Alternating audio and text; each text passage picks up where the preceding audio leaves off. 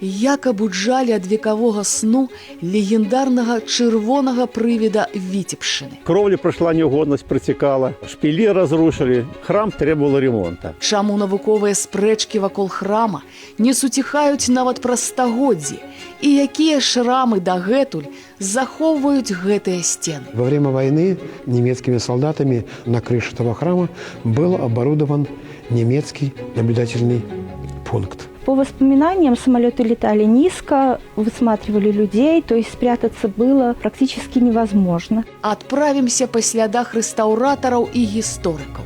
І дакранемся да таямніцы, якія маўчалі цэлую эпоху. Белорусская готика и белорусская неоготика и православная церковь, они ни в коем случае не вступают в конфронтацию. Они, скажем так, дополняют и, может быть, более ярко выявляют особенности современного христианства. Гісторыя стойкасці, веры і адраджэння. У дакументальнай стужцы паўсталыя з руін. Беларускі Тадж-Махал. Глядзіце ў чацвер на Беларусь 3.